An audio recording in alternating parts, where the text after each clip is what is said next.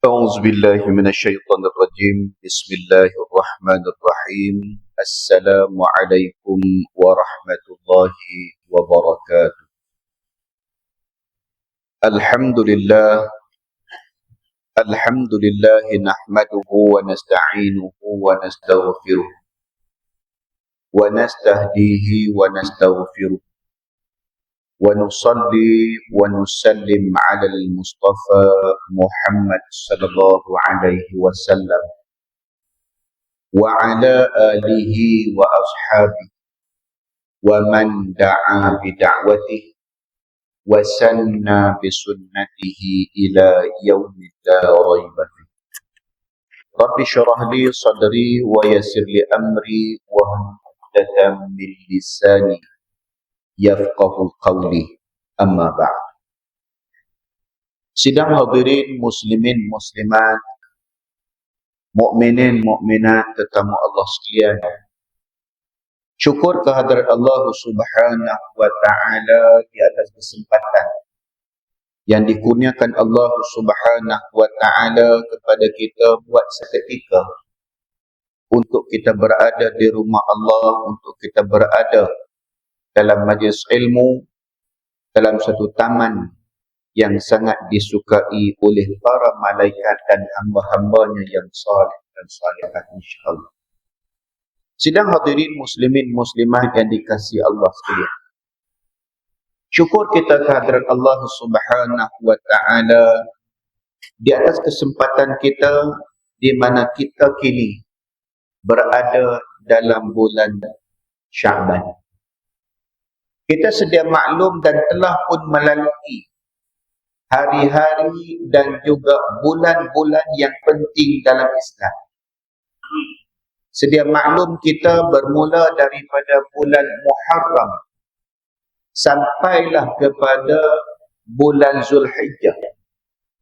Setiap daripada bulan dan juga hari yang terkandung dalam bulan-bulan ini memberikan kepada kita kesan, memberikan kepada kita pengajaran berkaitan dengan apa yang berlaku bagi setiap bulan dalam kalender hijrah ini.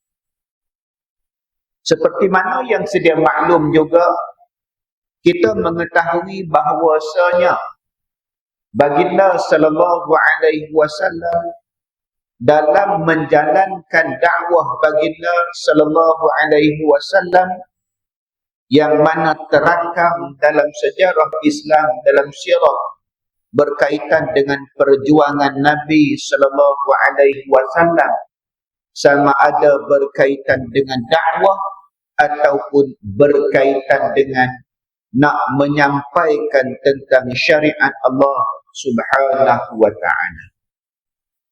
Berkaitan dengan perkara berkenaan, ingin saya rujuk berkaitan dengan peristiwa penting yang telah dilalui dalam bulan Rajab, yakni berkaitan dengan peristiwa Isra' dan Mi'raj, dan juga berkaitan dengan apakah i'tibar, apakah pengajaran sebagai seorang muslim, sebagai seorang muslimah, sebagai seorang umat yang mengaku menjadi umat kepada baginda sallallahu alaihi wasallam, maka sudah pasti dan perlu kita mengambil tahu apakah yang berlaku kepada baginda sallallahu alaihi wasallam, terutama sekali ketika mana peristiwa Isra' dan Mi'rajnya Nabi sallallahu alaihi wasallam.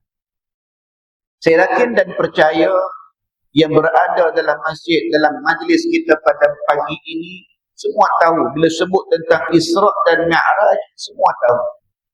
Bukan di peringkat yang senior-senior, yang lama-lama dia tahu, bahkan sampai ke kanak-kanak pun dia tahu apakah itu Isra' dan Mi'raj. Semua sedia maklum, seringkas-ringkasnya berkaitan dengan Isra' dan Mi'raj, perjalanan Nabi sallallahu alaihi wasallam pada malam hari daripada Masjidil Haram ke Masjidil Aqsa. Semua tahu. Itu adalah berkaitan dengan apa? perjalanan yang disebut tentang Isra. Dan baginda sallallahu alaihi wasallam dimi'rajkan, dinaikkan oleh Allah Subhanahu wa taala bersama-sama dengan malaikat Jibril alaihi salam dengan menunggang binatang daripada syurga Allah yang bernama Buraq. Semua tahu. Maka daripada perjalanan Nabi sallallahu alaihi wasallam ini yang kita yakin dan percaya ianya tersemat dalam sirah Nabi sallallahu alaihi wasallam. Maka apakah pengajaran yang perlu kita ambil daripada peristiwa yang sangat penting, peristiwa yang sangat dekat dengan jiwa bagi seseorang mukmin, bagi seseorang muslimah, yang mana kita kena ada dalam diri kita tentang ibrah daripada peristiwa berkenaan. Kalau tidak, ianya akan berlalu begitu sahaja. Kalau tidak, ianya akan berlalu begitu sahaja, umpamanya yang terdahulu berkaitan dengan peringatan kita tentang peristiwa hijrahnya Nabi sallallahu alaihi wasallam. Kita sambut berkaitan dengan peristiwa hijrah Nabi. Kita cerita tentang iktibar dan pengajaran daripada peristiwa berkenaan. Adakah ianya berada dalam jiwa kita, dalam sanubari kita, betapa susah dan payahnya baginda sallallahu alaihi wasallam dalam melalui fasa-fasa dakwah Nabi sallallahu alaihi wasallam. Sejauh mana kita merasakan susah payah Nabi, sejauh mana kita dapat merasai berkaitan dengan apa yang dilakukan oleh baginda sallallahu alaihi wasallam dan hasilnya dikecapi hingga kini.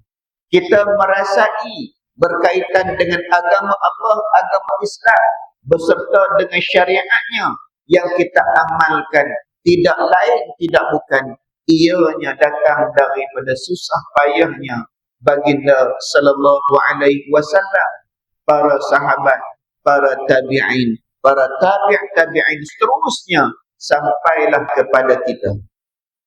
Maka daripada peristiwa Isra dan Mi'raj ini kita sedia maklum.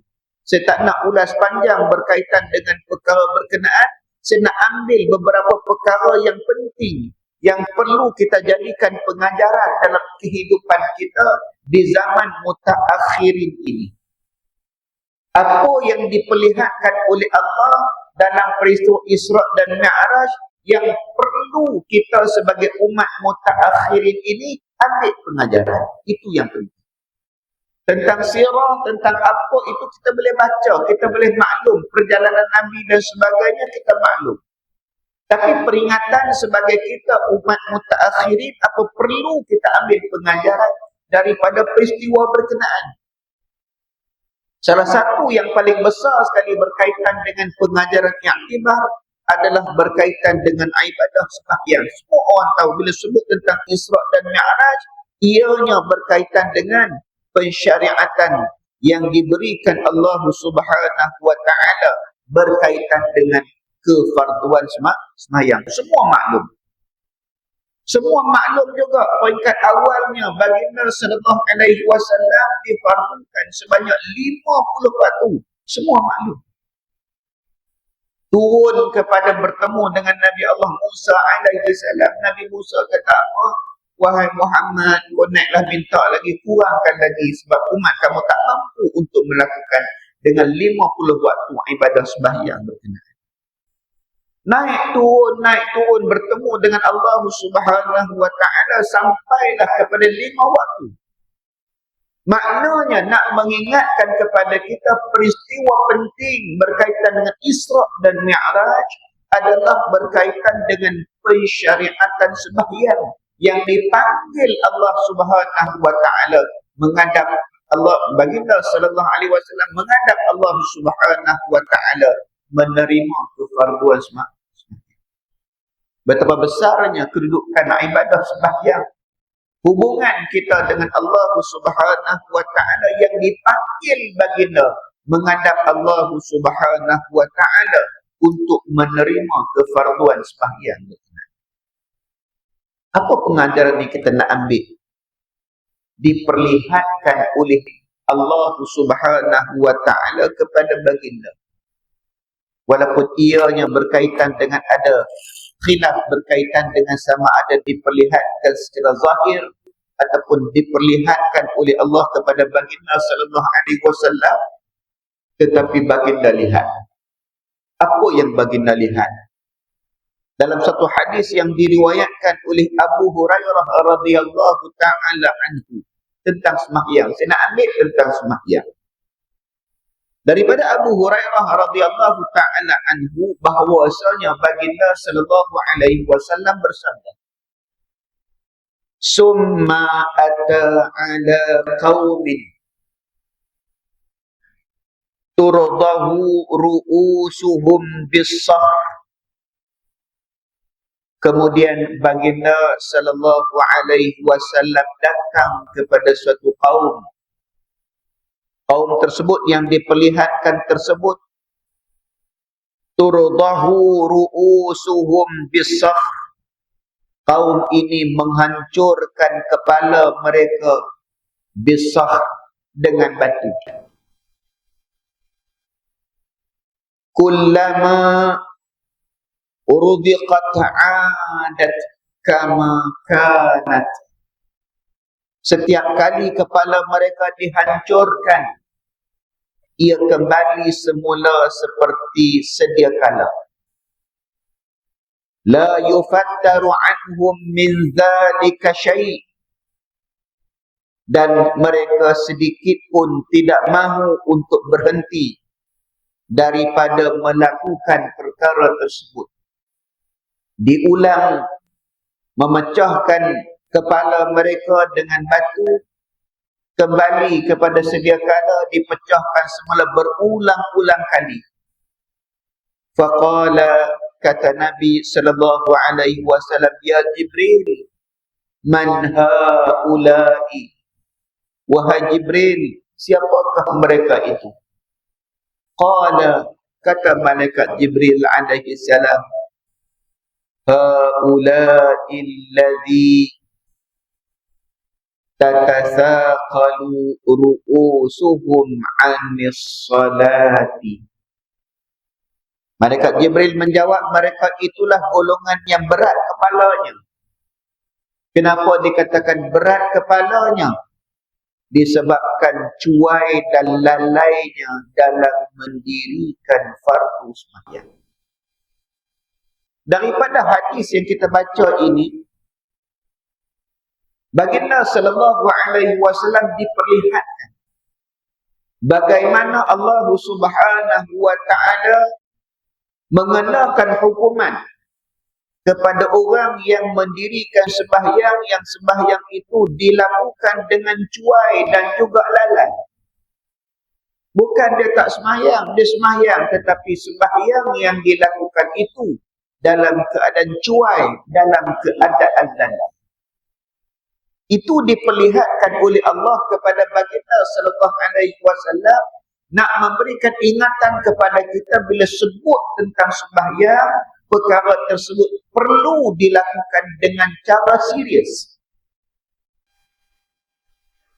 Bukan sembahyang itu dilakukan dalam keadaan yang kita rasakan, Allah, aku dah sembahyang, selesai.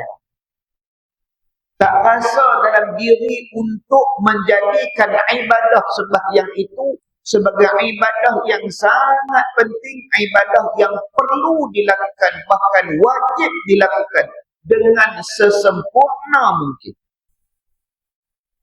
Adakah ianya berada dalam diri kita? Aku nak sembahyang betul-betul.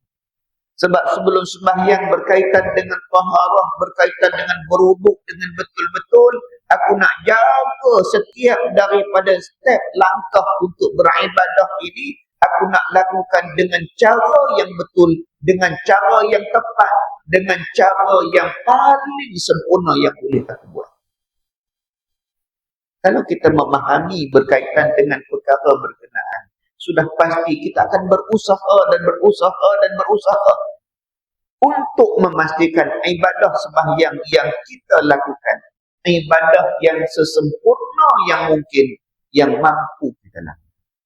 Sebab itulah majlis ilmu kita tak henti-henti membicarakan berkaitan dengan ibadah, membicarakan berkaitan dengan sembahyang, membicarakan macam mana kita nak mendapatkan kesempurnaan bagi ibadah sembahyang yang kita lakukan.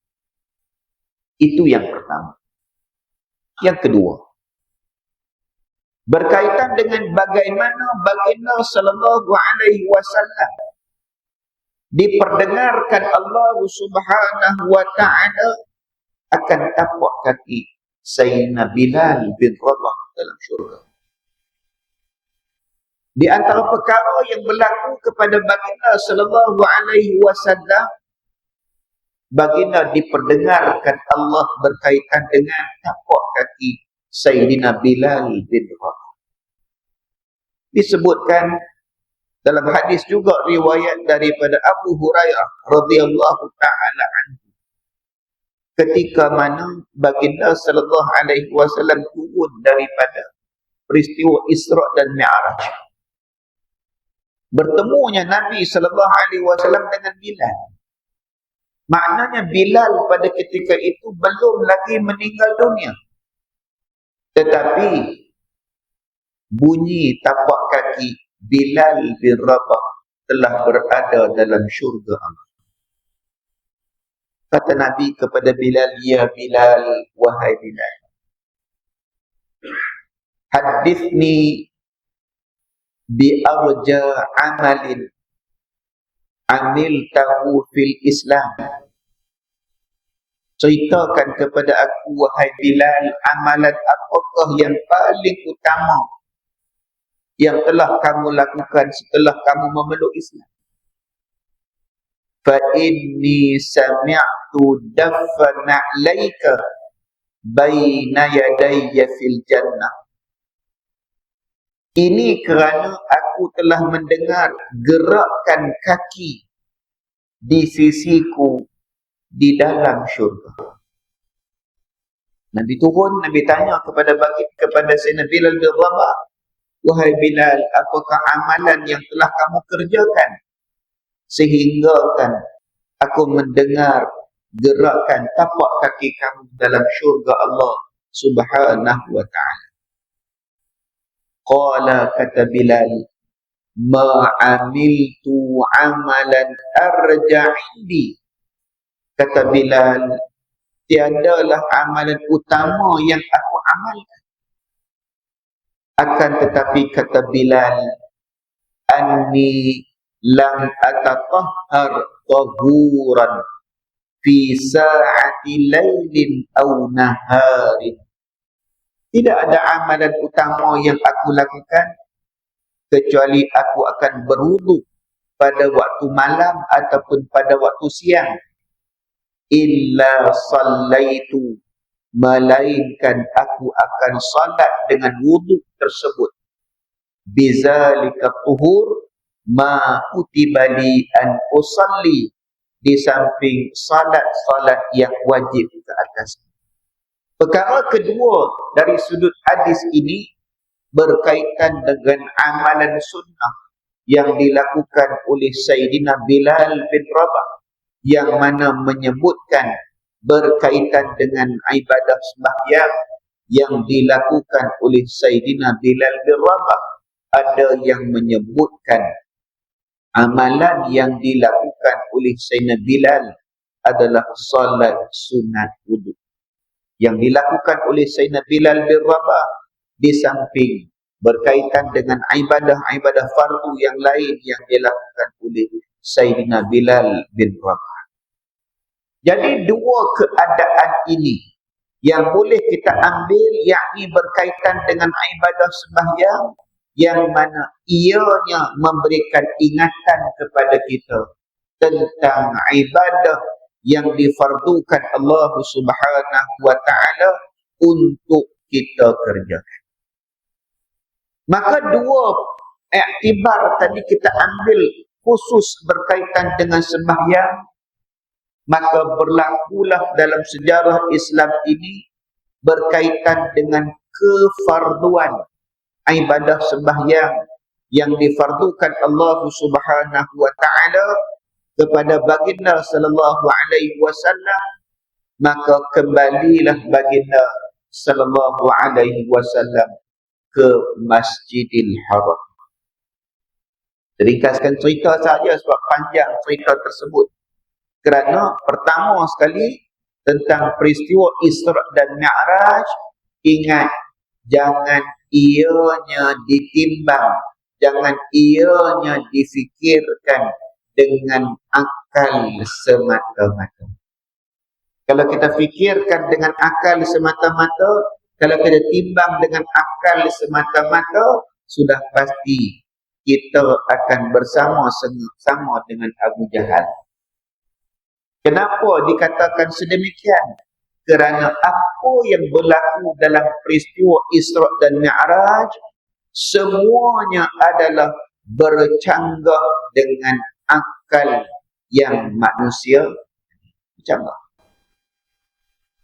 Semuanya bercanggah. Pertama sekali kalau kita lihat yang paling penting tentang percanggahan dengan akal manusia, perjalanan Nabi sallallahu alaihi wasallam yang jauhnya daripada Masjidil Haram ke Palestin, jaraknya itu pun sudah memakan 1,400 kilometer.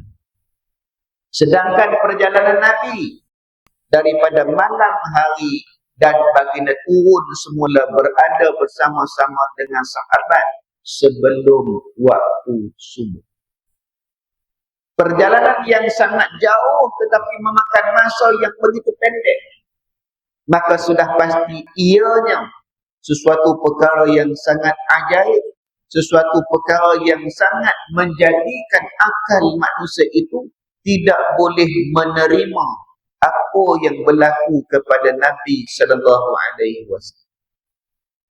Belum lagi cerita tentang isi kandungan perjalanan. Cuma mula bercerita tentang Nabi sallallahu alaihi wasallam daripada Masjidil Haram nak pergi ke Masjidil Aqsa. Itu pun kalau ditimbang dari sudut akal sudah pasti tak boleh terima. Mana ada 1,500 km, patah balik 3,000 km. Keadaan perjalanan yang sangat jauh, tetapi pulangnya, pergi dan baliknya dalam keadaan yang begitu cepat. Belum lagi cerita naik ke Sidratul Muntaha, turun balik. Belum lagi cerita perkara berkenaan, cerita tentang Isra' sahaja sudah ianya bercanggah dengan akal. Sebab itulah perkara berkenaan tidak boleh sama sekali dibandingkan berkaitan dengan hukum akal. Apa sahaja teori, semua tak boleh. Terutama sekali berkaitan dengan teori sains yang ada pada zaman kita ini. Semuanya sudah pasti bercanggah.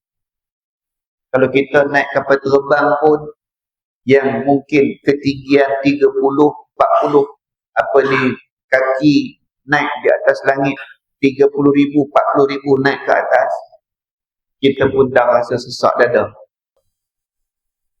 Kita dah rasa sesak dada, dah rasa rimas.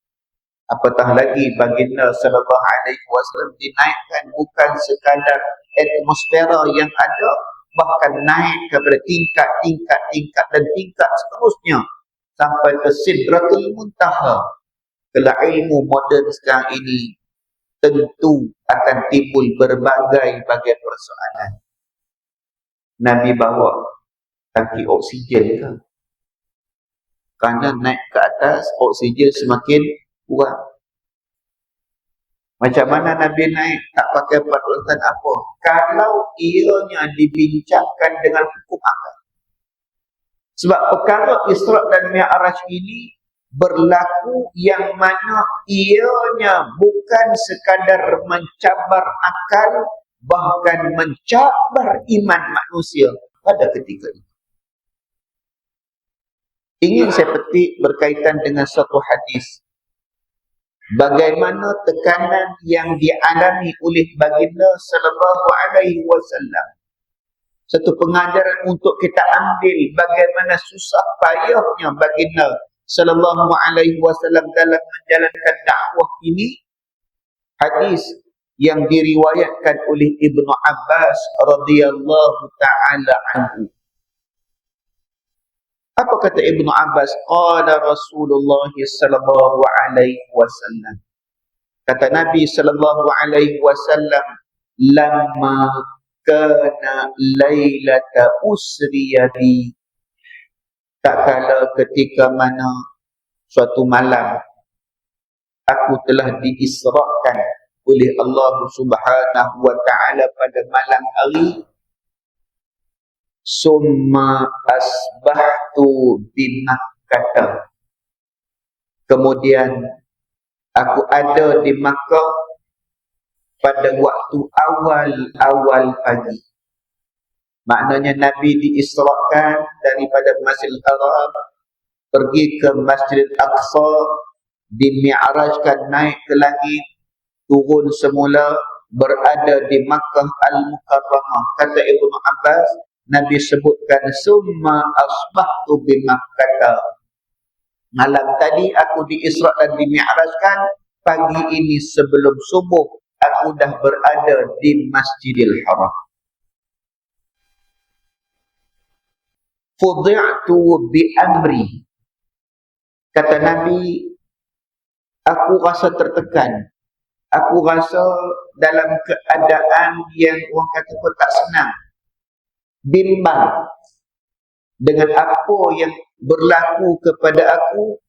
Wa alimtu, dan aku tahu, annan nasa mukazzibi, manusia sekeliling akan mendustai apa yang akan aku katakan.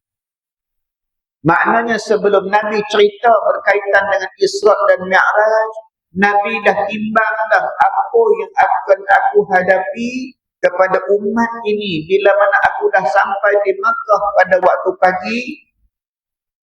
Nabi dah rasa bimbang dengan keadaan apa yang akan Nabi katakan. Wa alimtu, dan aku mengetahui annan nasa mukazzibi, manusia akan mendustai aku. Itu belum Nabi cakap lagi. Tapi Nabi kata kepada Ibnu Abbas, apa yang akan aku katakan ini sudah pasti akan menjadikan manusia sekeliling ini mukazzibi, akan mendustai aku. Kita nak bayangkan di sini, andai kata Isra' dan Mi'raj baru berlaku, agak-agak kita ni ke mana kita nak pergi? Kita nak percaya tak dengan kata-kata? Kata Nabi sallallahu alaihi wasallam, kata Ibnu Abbas, faqa'ada mu'tazilah. Nabi duduk di satu sudut di Masjidil Haram berkenaan, duduk mu'tazilan. Mu'tazilan maknanya bersendiri. Umpama kita baca bab Mu'tazilah, dia berasing diri. Hadinan, dalam keadaan yang umpama berduka cita. Nabi duduk di satu sudut dalam keadaan yang berduka cita, dalam keadaan duka, dalam keadaan yang sedih, dalam keadaan yang berbagai-bagai. Famarra bihi Abu Jahlin aduullah. Ketika mana Nabi duduk di sudut Masjidil Haram, famarra bihi Abu Jahlin aduullah. Datanglah, berjalanlah Abu Jahal. Maknanya Abu Jahal ini dia bangun awal. Abu Jahal dia bangun awal. Sebelum subuh lagi Abu Jahal dah bangun.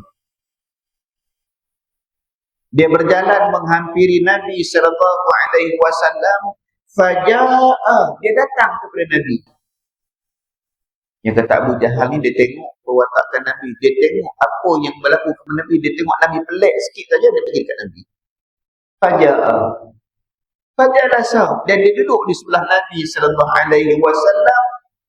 Faqala, kal mustadi'i, kata-katanya itu umpama kata-kata nak geli, kata-kata orang kata apa, kata-kata yang kata macam mana ni.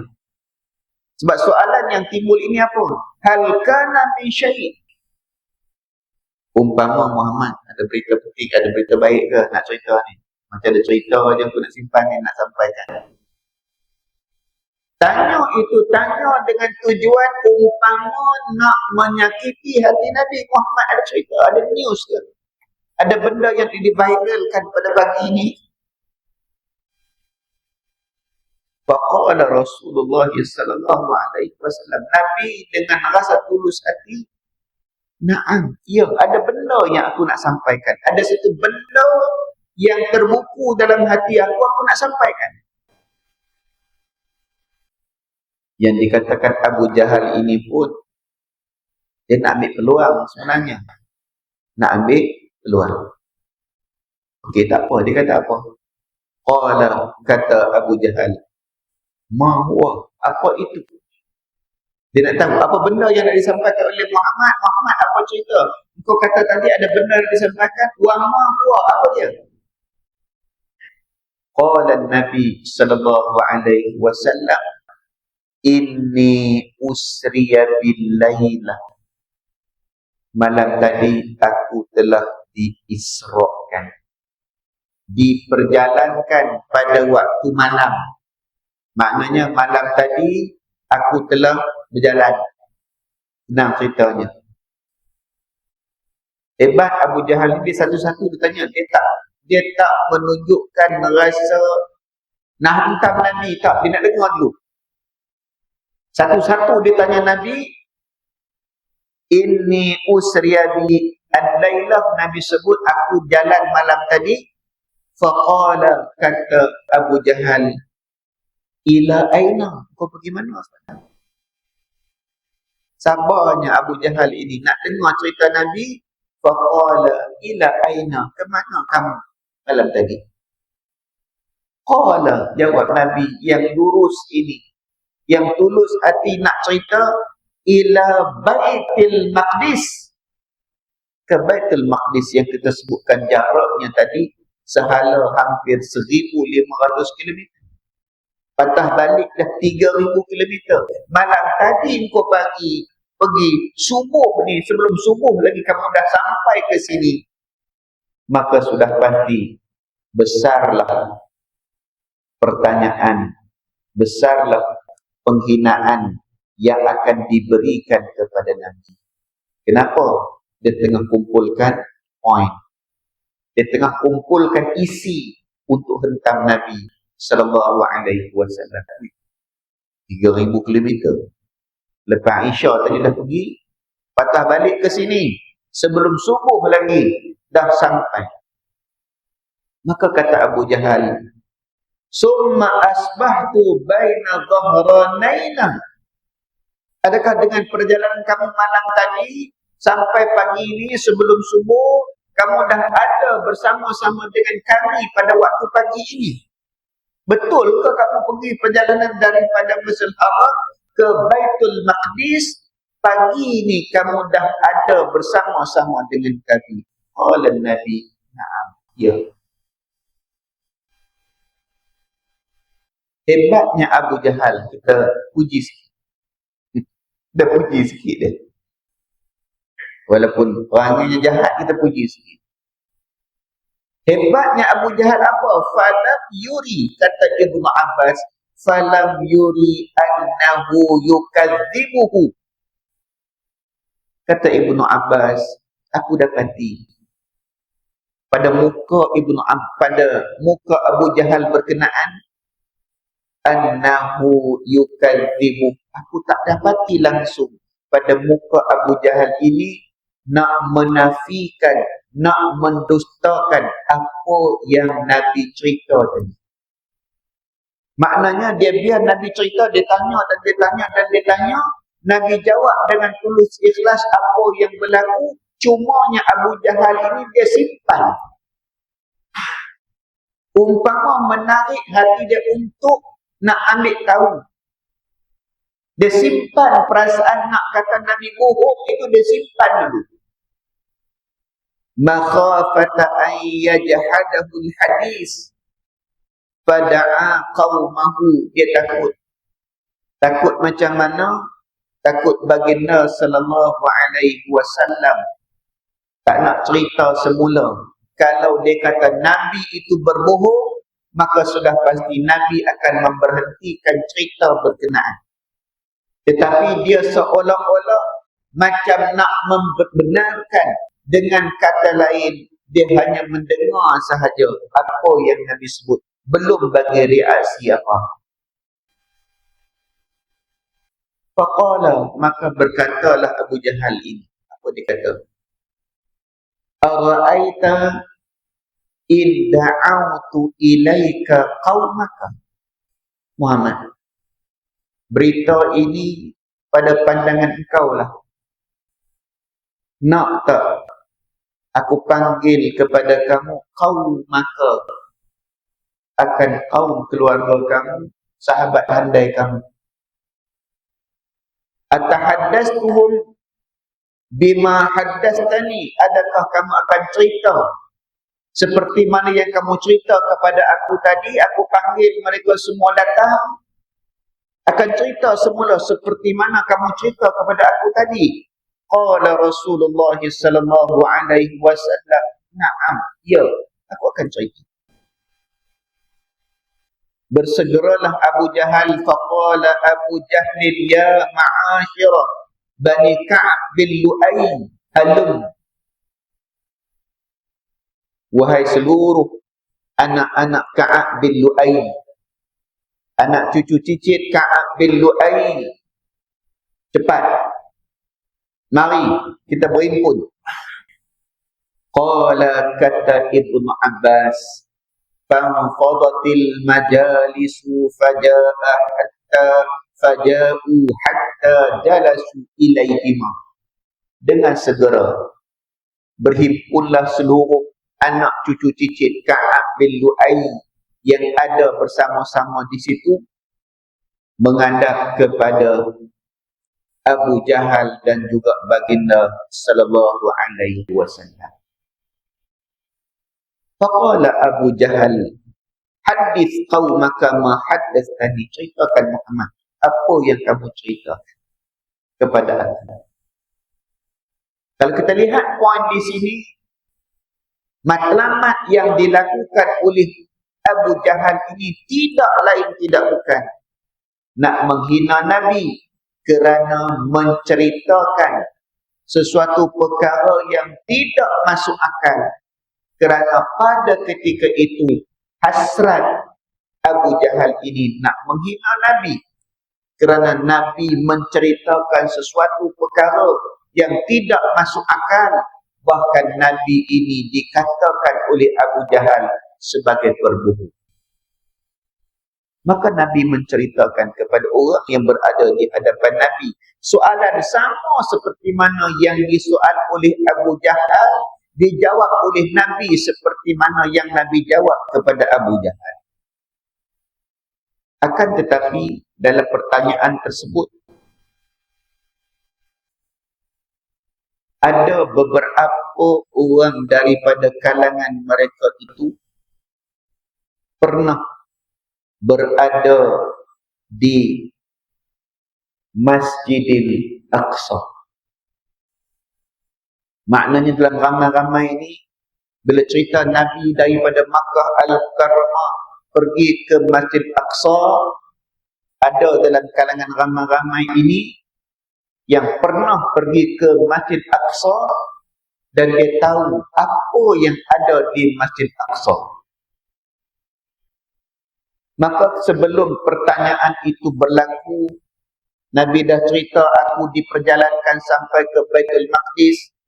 Maka pada ketika itu, sebahagian daripada mereka yang ramai-ramai ini, famin baina musaffiqin, sebahagian daripada mereka itu bertepuk tangan. Bila mana Nabi cerita, aku diisrakan daripada Masjidil Haram ke Masjidil Aqsa, sebagian besarnya mereka itu bertepuk tangan. Tepuk tangan apa ni? Tepuk tangan menghina Nabi sallallahu alaihi wasallam. Wa akhara wadi'i yadahu ala ra'si musta'jiban lil kadhib. Sebahagian daripadanya meletakkan tangan di atas kepala mereka, merasa takjub dengan penipuan yang dilakukan oleh baginda sallallahu alaihi wasallam. Betul apa yang Nabi bimbangkan di awal tadi.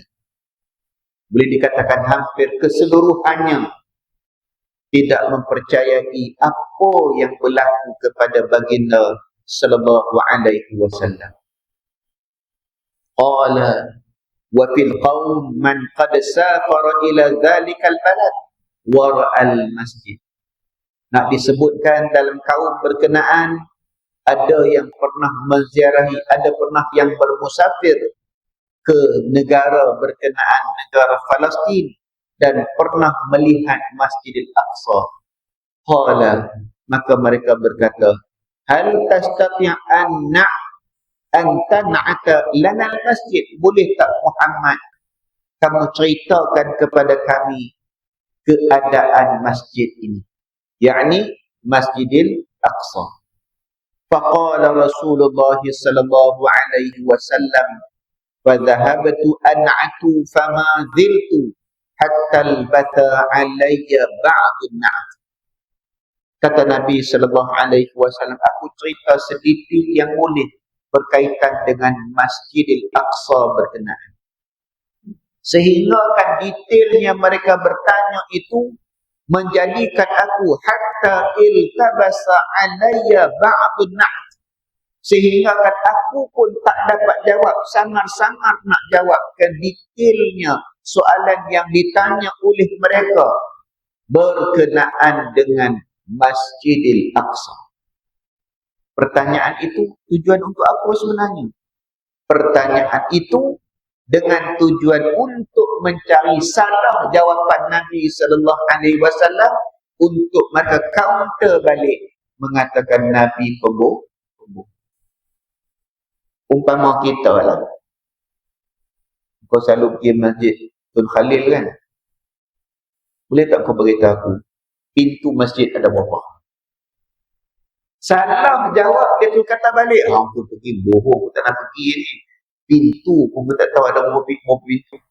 Itu yang mereka nak counter kepada Nabi sallallahu alaihi wasallam. Jawapan Nabi itu mereka nak jadikan sebagai sesuatu, nak pulangkan balik kepada Nabi sallallahu alaihi wasallam, sehingga kan Nabi kata hatta basa alayya ba'dun na', sehingga kan aku rasa sukar untuk nak jelaskan.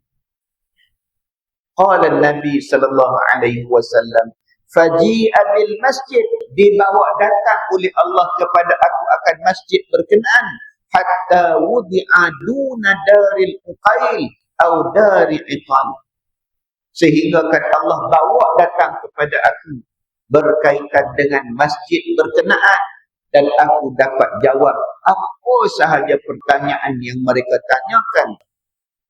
Fana'atuhu wa ana anzuru ilaih, dan aku menjawab segala-galanya seperti mana aku melihat keadaan masjid berkenaan.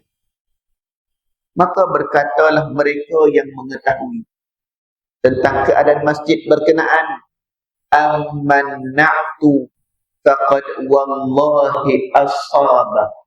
Apa persoalan yang ditanya tentang masjid berkenaan, semuanya dijawab oleh baginda sallallahu alaihi wasallam dengan tepat, berdasarkan kepada apa yang dibantu Allah subhanahu wa ta'ala kepada baginda sallallahu alaihi wasallam. Maka daripada hadis yang kita baca saat turunnya Nabi sallallahu alaihi wasallam ke Masjidil Haram, kita lihat baginda sallallahu alaihi wasallam menghadapi tentangan yang begitu hebat. Boleh dikatakan hampir majoriti semuanya menolak apa yang berlaku tentang Isra' dan Mi'raj Nabi ini. Maka pergilah baginda sallallahu alaihi wasallam ke rumah sahabat akrabnya Sayyidina Abu Bakar As-Siddiq, menceritakan apa yang telah berlaku kepada diri baginda sallallahu alaihi wasallam. Maka pada ketika itu Sayyidina Abu Bakar As-Siddiq menyebutkan, benarlah apa sahaja yang berlaku kepada diri kamu wahai Muhammad kekasih aku, apa sahaja berlaku, bahkan anda kata lebih pelik lagi daripada ini pun aku akan percaya, asalkan ianya keluar daripada mulut kau ya Muhammad. Maka disebutkan dalam sirah, itulah gelaran As-Siddiq yang diperolehi, yang diberikan oleh baginda sallallahu alaihi wasallam kepada Sayyidina Abu Bakar As-Siddiq radhiyallahu ta'ala anhu. Daripada hadis yang akhir ini kita lihat berbagai-bagai tekanan yang dihadapi oleh Nabi, tidak lain tidak bukan nak menyampaikan tentang risalah dakwah yang diberikan Allah, ditaklifkan Allah kepada baginda sallallahu alaihi wasallam, tidak lain tidak bukan untuk kita sebagai umat baginda sallallahu alaihi wasallam, sebagai pengajaran yang akhir daripada peristiwa Isra dan Mi'raj. Tidak lain tidak bukan apa sahaja sirah yang berlaku kepada baginda sallallahu alaihi wasallam. Kita tengoklah, kita bacalah, kita dengarlah apa kisah berkaitan dengan dakwah Nabi.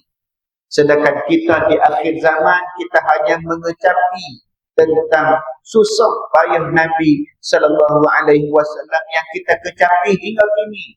Sedangkan baginda sallallahu alaihi wasallam menghadapi berbagai-bagai tentangan, berbagai-bagai dugaan, sehingga kan baginda sallallahu alaihi wasallam menghadapinya dengan pertolongan Allah Subhanahu wa taala. Maka sudah pasti kita sebagai umat mutaakhirin, carilah sesuatu kekuatan yang boleh menjamin kedudukan kita sebagai umat mutaakhirin, kerana kita kini berada dalam suasana yang menakutkan. Berbagai-bagai perkara yang menimpa berkaitan dengan umat Islam, berkaitan dengan keadaan umat Islam, maka sudah pasti kita kena mengambil iktibar. Carilah ilmu, perkukuhkan iman, kerana ianya salah satu daripada perisai yang penting untuk kita bagi menghadapi cabaran-cabaran pada akhir zaman kita ini. Moga-moga dengan kisah perjuangan Nabi sallallahu alaihi wasallam dalam peristiwa Isra dan Mi'raj ini sedikit sebanyak memberikan ingatan kepada kita berkaitan dengan perjuangan Nabi sallallahu alaihi wasallam. Dan moga-moga apa yang kita sampaikan ini sedikit sebanyak memberikan ingatan kepada saya dan ingatan kepada semua. Tidak lain tidak bukan kisah ini sedikit sebanyak memberikan ingatan kepada kita, kesegaran kepada kita tentang perjuangan Nabi sallallahu alaihi wasallam yang kita kecapi hingga kini. Moga-moga ada kebaikan, ada keberkatan untuk kita bersama pada pagi ini.